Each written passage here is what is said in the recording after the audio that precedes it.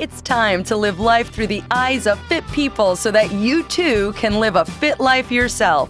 This is Fit Because. I'm one of your hosts, Jennifer Zerling, but you can call me Jay-Z. I'm a fitness and age management expert, author, speaker, as well as an international health advocate. And I'm your other host, George Veter. I'm an entrepreneur, cattle rancher, fitness enthusiast, and a 6-time rodeo champion who has a huge amount of knowledge to share with you in the area of self-improvement. Oh, he does. Get ready to learn how to bridge the gap between knowing what to do and doing what it takes to become physically, emotionally, mentally, spiritually, and financially fit. You ready, Jay-Z? Oh, I'm ready, George. Let's dive in. All right. Well, welcome back, ladies and gentlemen. I'm Jay-Z, one of your co-hosts. We got George Veter to my right. Hey, everybody. And this episode, man, George, I am I'm so excited to talk to this guest. This is amazing. Dave Sanderson. The title of this podcast is Flight 1549 and Post-Traumatic Growth. And just really taking post-traumatic growth from a standpoint of going away from PTSD. He is a survivor of Flight 1549, and we all remember the movie. We remember watching that on the news, and now we get to talk to one of the survivors who is going to share his story and how he got through one of the most tragic things I've ever witnessed in my life, other than 9/11. So, Dave, welcome to our podcast. Jen, thank you for having me. I'm excited to be with you today. Yeah, so we recently had a guest on our show, Torrin Hill, who talked about post-traumatic growth, and we wanted to find somebody who's going to align with this concept, and here we found you. So tell us about that day. Gosh, let's dive right into what the heck you went through. So I'll give you the short version because, number one, I wasn't supposed to be on that flight. I was scheduled to be on the 5 o'clock flight, so I got an earlier flight, so I think I was supposed to be on that plane for a reason. Nothing extraordinary. It's 11 degrees and snowing that day, but about 60 seconds after we took off is when I heard the explosion, and that's what got my attention. I was at C-15A. I was on the left side, right, four rows behind the left wing. When I heard the explosion, I saw fire start coming out from the left wing. So I knew something had happened, but I fly so often, I thought the plane lost an engine. It was really no big deal until we heard the captain say his famous words, "This is your captain, brace for impact." And that's the moment I realized this is pretty serious, because when I felt him banking, I thought he was going back to the airport. But as we know now, he actually was going down the Hudson River, and he only cleared the George Washington Bridge by roughly 400 feet. The bridge is roughly 600 feet up, so we were roughly 1,000 feet at that point, descending pretty quickly. To the point where when I looked out the window, I looked down and you could see people's faces looking up at you, so you knew you were pretty close. But it was about 60 seconds after he crossed over the bridge when we crashed into the river, and it was a hard hit. When he hit, I went back in my seat and up my seat. And when I looked up, I saw light, so I knew that I was alive. But that's when the real issue came, because now water's coming into plane so quickly. Because how the plane landed, water started coming in from the bottom and the back. So all of a sudden, as soon as I stood up, the water was about anywhere from knee to waist deep. So we're about probably thigh level at that point of water. Oh. And once again, people started moving quickly. The term I used that night when I was interviewed by Katie Couric was, it was controlled chaos, where no one lost their heads, but man, it was going pretty quick. But my game plan was just get to the aisle, get up and get out. I mean, I saw the aisle, just get out. But when I got to the aisle, that's when sort of things changed, because all of a sudden I heard my mom start talking to me, because my mom passed away in 1997. And when she said something when I was a kid, just popped in my head, it was, if you do the right thing, God will take care of you. And to me, I always grew up with a group of guys that always had each other's back. So I went towards the back of the plane to see if anybody needed help, and got behind everybody. And so that's how I became the last passenger out of the plane. But, as soon as I got up, I looked to the right, I finally saw light at 10F. So I started getting out like everybody else. But when I looked out, there was no room on the wing or the boat for me. So that's why I was inside the plane about 7 minutes, waist deep in 36-degree water, holding on to the lifeboat, because the lifeboat was floating out to the river because of the currents. And they needed to make sure they were close to the wing so they could get off. So that's why there's a picture of me on Good Morning America of me holding the little lifeboat with waist deep water. And it was about 7 minutes till I got out of the plane. I had to swim because I thought the plane sinking at that point. I jumped in and swam to the closest boat, which I looked up and it was at the end of that wing. So I swam in the river until I got to the boat, and that's how I got off the plane. That's when everything started changing for me. Wow. Can you give us an idea of what happens to you neurologically when you're in a crisis situation like that? Your first response, or what is your first instinct? Just kind of put us in that type of acute situation most of us have never been in, and give us a feel, if you don't mind. Well, thank you. Because I think one of the reasons I wrote the book Moments Matters, because obviously you start figuring out all these moments in your life add up for when that moment comes. And fortunately for me, I had a lot of life experiences, and one of them was being the head of security for a guy by the name of Tony Robbins. And being around Tony, you learn and absorb everything that he teaches. And I was with him all over the world. I traveled with him for over 10 years being his head of security. So fortunately for me, I actually just went into state management at that point, started managing my mind. And if you've never been to a Tony Robbins event, there's ways to do it. I just started getting myself in that mode. So I was pretty centered at that point because, I knew I was sort of focused on getting out, but things were moving pretty quickly. So, all these things that, I learned and basically he taught me and we learned, basically I started putting into play, which was first was state management. And then all of a sudden he talks about the skill set of sensory acuity. This is one of the things I talk about a lot, is being able to communicate with people and the modalities that they're residing in. And when all stuff's breaking loose, you got to get people's attention because you got to move quickly. And that's what was happening. People had to move quickly and move out, get in. So fortunately for me, I had a skill set to be able to either go into a visual, auditory mode pretty quickly to communicate. So I mark it up to I talk about you have to have humility to prepare, to have the confidence to execute when the moment comes. Fortunately for me, I just think that all these things I did all my life added up to that one moment and changed everything in my life. Man, so how do you think things would have played out differently if you particularly were not on that plane? Do you think that everyone would have made it out the way they did? Well, the crew gets all the credit, and I'll be forever grateful to the crew. They get all the credit. But one of the things that really came out after this, and if you look at I love looking at things like from a business perspective. So if you look at this like from a business perspective, one of the things I learned is the passenger makeup of that plane was roughly 90+% of business people. That's who flies out of New York. And, especially on a Thursday afternoon when people are going home. And then you look at contrast that to say, if you look at people flying out, say, of Orlando, and I fly to Orlando a lot. That's primarily 90% people going, on vacation, families, kids. So if you look at the passenger makeup of the plane, looking from the business perspective, I think that things probably could have turned out pretty much the same, because I think people went into business mode. And so breaking it down from a business perspective, you only had a couple of variables to deal with. You had a couple of families, a couple of older people you had to deal with because people went into business mode. Where if you did this in Orlando, I don't know if you've seen that movie Flight with Denzel Washington. That flight, he's actually taken from Orlando to Atlanta, and he crashes. Mm-hmm. And people died because, the passenger makeup of the plane. So I think that had a lot to do with the outcome. Wow.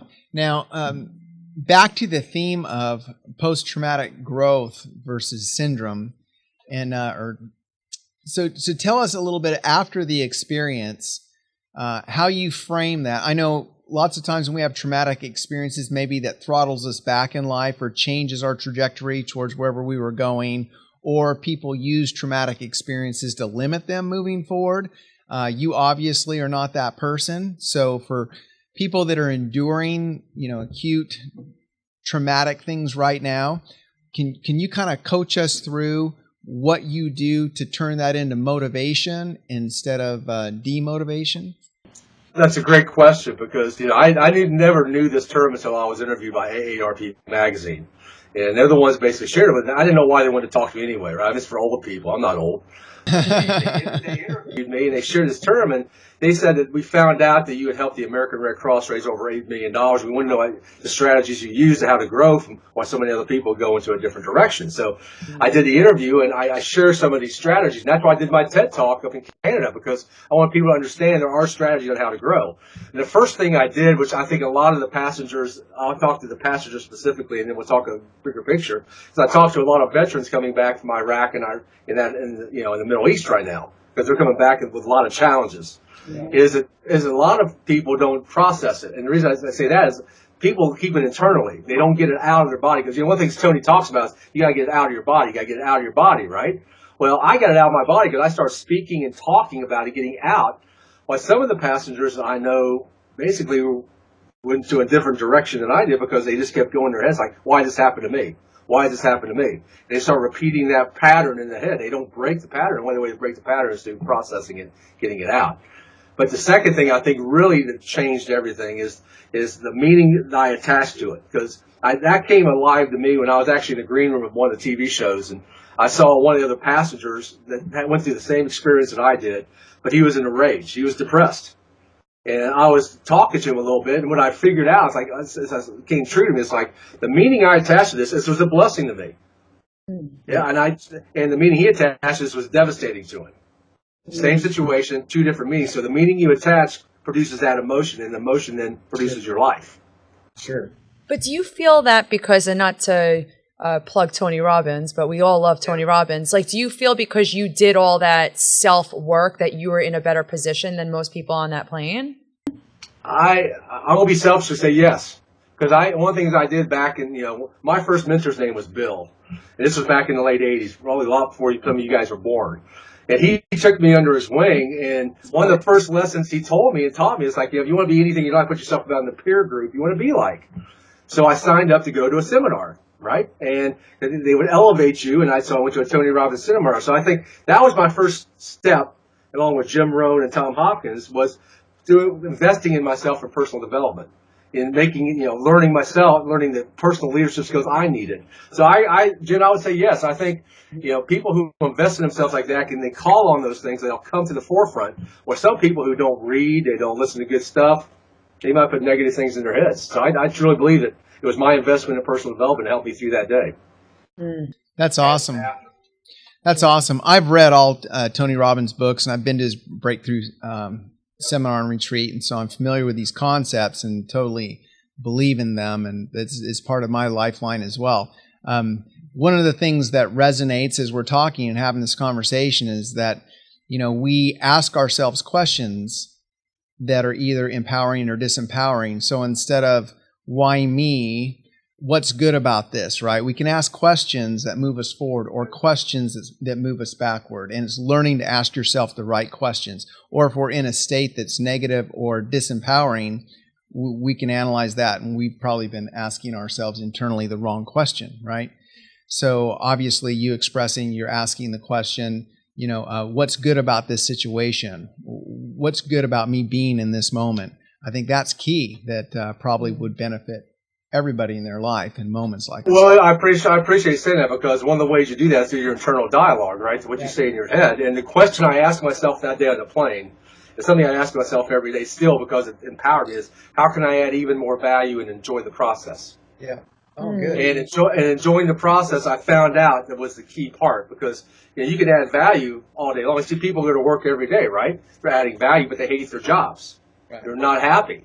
So you got to put those two things together. That was the one thing I kept resonating. How can I add more value? How can I add more value? And all of a sudden, that sort of became my mantra. It's like, if I can add more value and enjoy it, this turns into a blessing. And that's exactly how I did it. Yeah. No, that's awesome. So prior to you doing like Tony Robbins workshops and that self-care, like who was Dave Sanderson? Because our general population, they listen to our podcast and listen to the podcast, and I coach people in nutrition and fitness. But what I find is there's a lot of people that almost desire being in victim mode more so than doing the work. So who were you prior to that? Were you positive? Like, tell us a little bit about that person. Well, I appreciate that, because candidly back then I was just going through the motions. I was successful, but candidly I was just surviving, and until I had that one moment where I think people are put in your lives for certain reasons. We're together today for a certain reason. Mm-hmm. I don't know what it is just yet, but we're together. That's when all of a sudden I think those people come into your life. And fortunately for me, I was just going through the motions. I was a restaurant manager. I was just making $15,000 a year, right?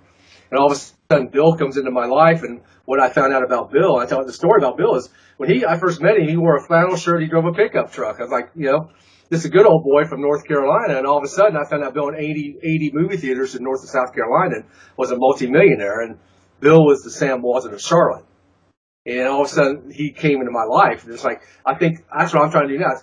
That's what I'm doing, is go into people's lives, because everybody out there's got stuff going on.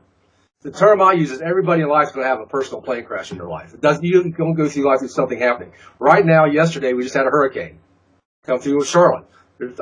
Trees are down all over the place. People lost their power. They're having their personal plane crash moment. It's not how do you respond to it. That's why I try to help people now. How do you respond from it, and how you can do it and enjoy the process? That's awesome.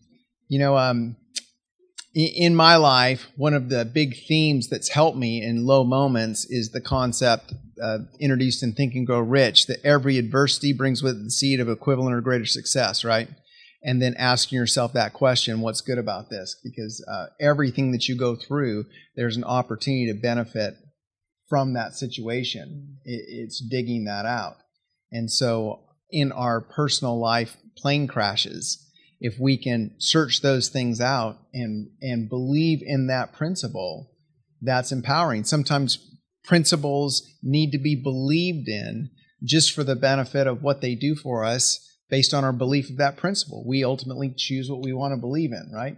That's one that we ought to believe in.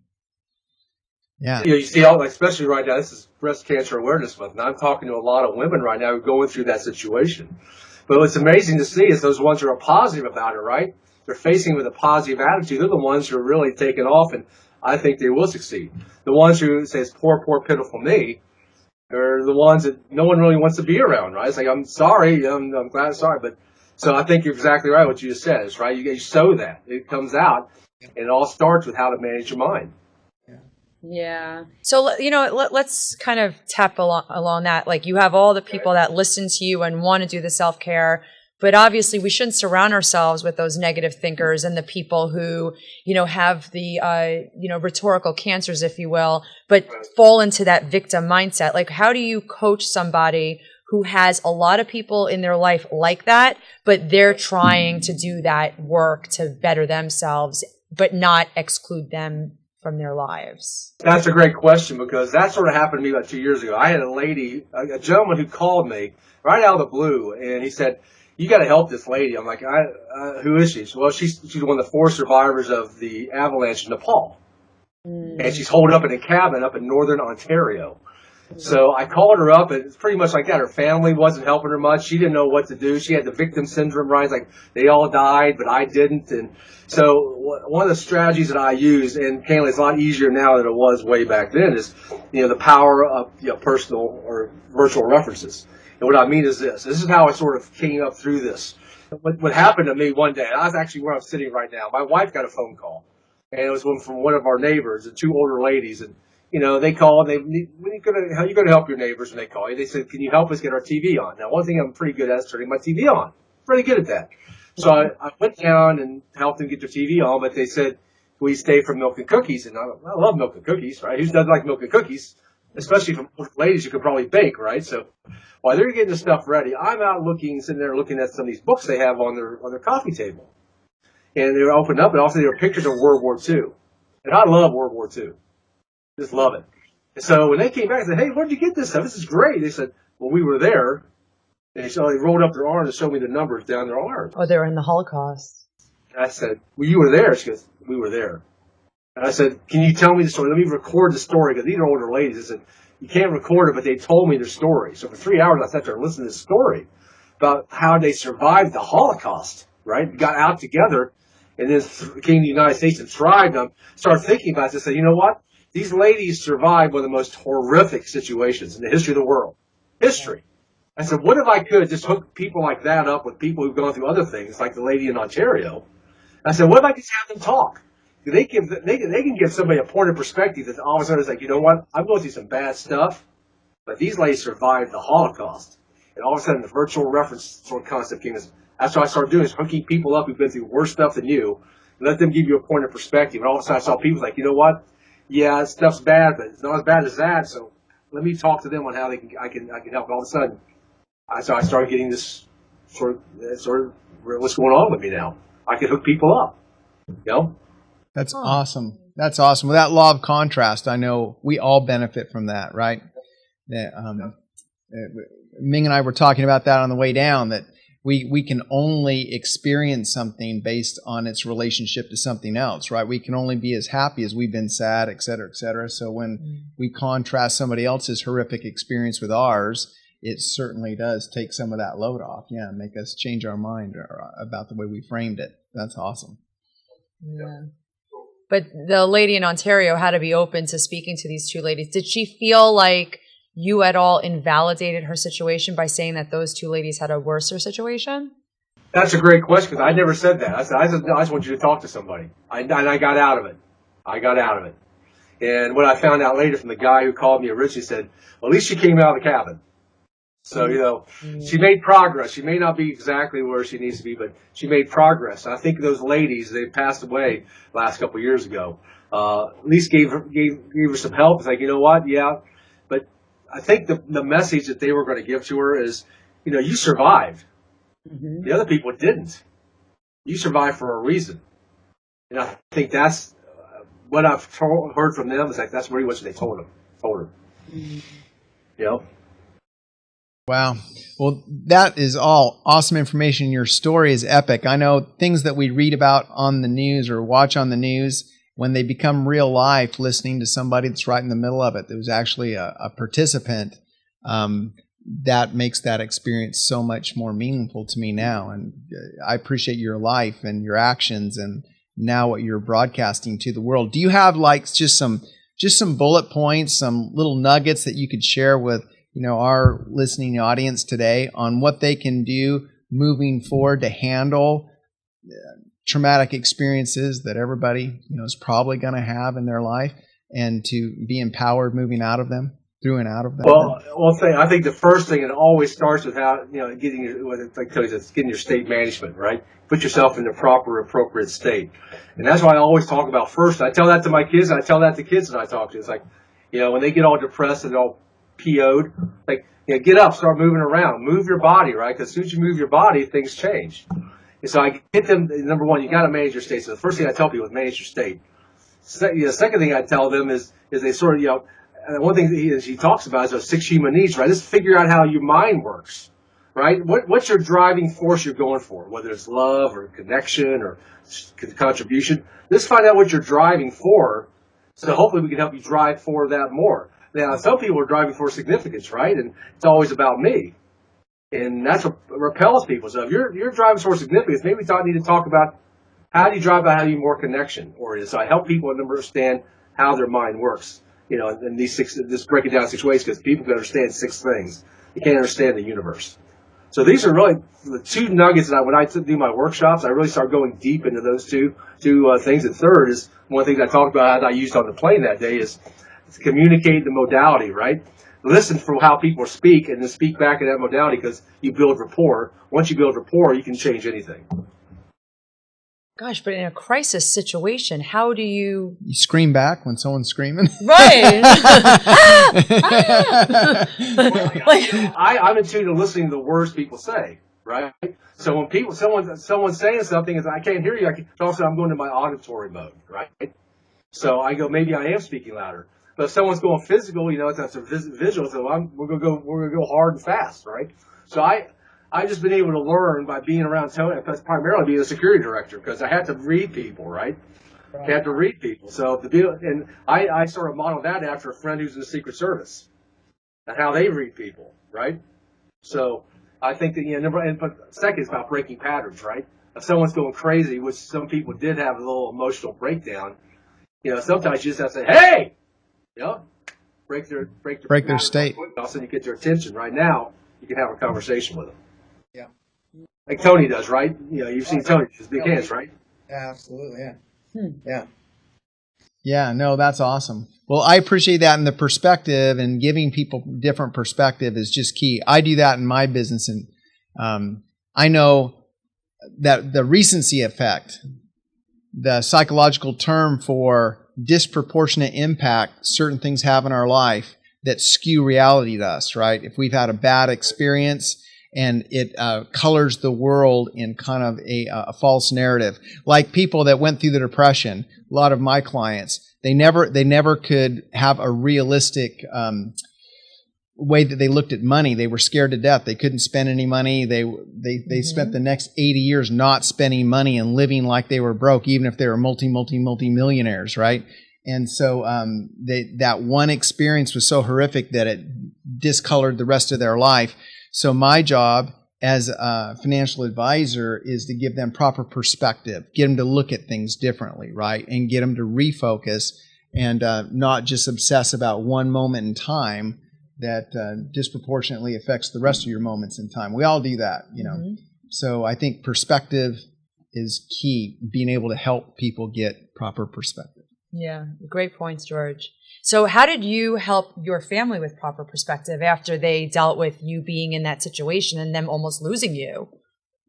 That's a great question because each one of them had a different experience. And I'll just talk about my wife for a second because my wife was actually just dropping our son off for basketball practice while this was going down. So by the time she got home and she had heard that I'd been in a plane crash, we had the media all around our house. So she had a really negative experience and still hadn't talked to me.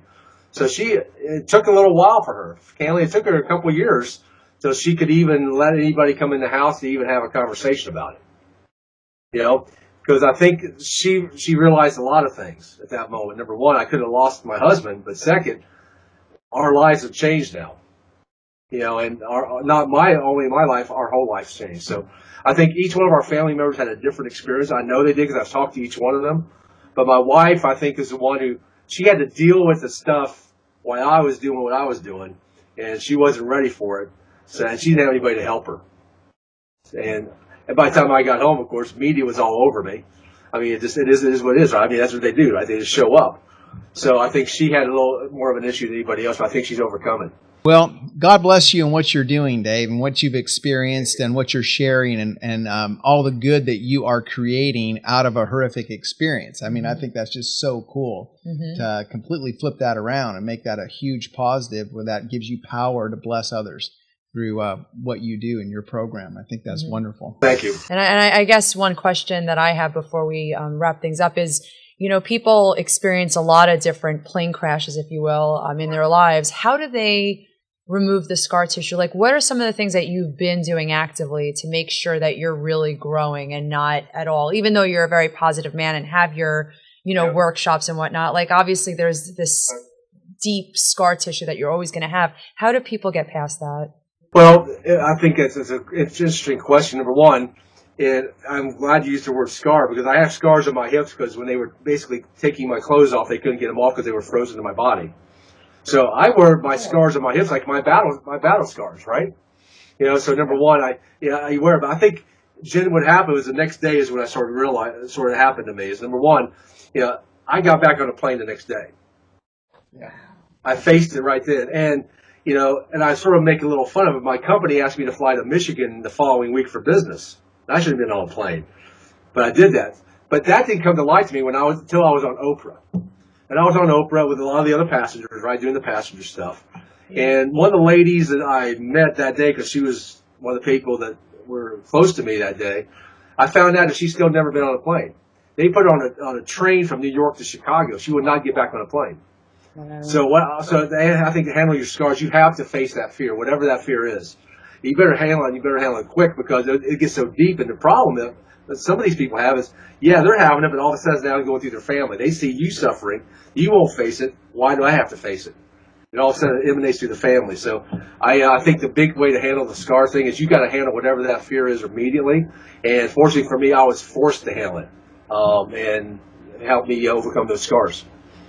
Was that movie Sully pretty, was that a correct way to depict that whole scenario? It's fairly accurate. There's a few things, and I had the opportunity. I was asked to be in a part of the movie, and if you saw the movie at the end, I had that opportunity, and so I got to be around some of it.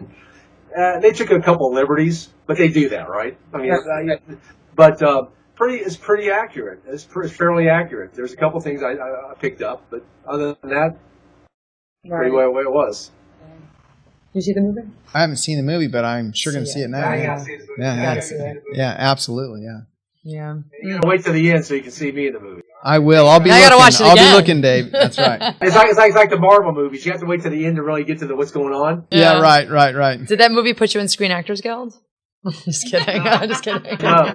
I'm just kidding. We were all looking for stuff. I have to admit, I was like, keep my eyes open. You never know what's going to happen. But I was just lucky to be asked to be a part of it. I was very pleased. Yeah. Well, anyway, I appreciate you being here, and Yeah, where can we all find you? I mean, do you have trainings anywhere? Or Yeah, what's your? Well, the best way is just go to my website at davesandersonspeaks.com. I've got pretty much everything out there right now where I'm going to be speaking, and if I'm in the area, just drop me a note and I'd love to have anybody there as my guest and say, hey, I heard you on Jen and George's podcast. I'd love to come see you speak. I'll have you as my individual guest. And you can also see some different things with the workshop, my book, and my new group, which I'm really excited about because one thing I'm so passionate about, because I tell people, like, I'm not doing this for the money. I mean, yeah, I like to get paid, like everybody. I like to get paid. But my real focus is about impact. And how can I impact people's lives? And one of the things I focus this next year is I want to impact 1,000 people's lives. And the way I've done that is build this tribe that I've started to build, which is growing massively. So not only can I share these strategies with some of the things we talked about today, but I can bring the mentors of my coaches of my life and some of these people we've talked about personally to people. So it's one of those great things I can do is because, as I've had that opportunity to be around all these people, they will pay it back. It's always paying it forward. So I give people not only access to content, but I give people access to my coaches and mentors, and I'm really excited to be able to do that. That is so cool. It's called Impact. You just go on my website and check that out, and love to have anybody who's interested to check it out because it's a very select group. I don't want everybody to have access to everybody I've got. So check it out, and if you want to do it, we'll figure out how to do it. Oh, you're the best, man. Thank you so much for taking the time and sharing your experience. I mean, you're definitely put on this planet to help so many individuals, and you give a lot of people hope by sharing your story. So thank you for that. Thank you, Jen. Thank you, George. All right. Well, please check Dave Sanderson out, listeners and viewers, and definitely tune into our next episode, which is going to be great. Episode 29, Restoring Human Movement, with Dr. Sebastian Gonzalez. So that's going to be a wrap for now. Thanks again, Dave, and thank you, George. God bless. Thank you. This has been Fit Because, hosted by Jennifer Zerling And George Vietor. Be sure to follow us on social media at Fit Because Show on Instagram, Twitter, and Facebook. And for past episodes, be sure to visit our website at fitbecause.com. Also, please subscribe to our show on iTunes and be sure to rate and comment. You may always request topics for our subsequent episodes. And if you love this episode, please share it with someone you love so that we can continue spreading our mission to help people be fit. Until next time, take care of yourself and know that your future is Fit Because.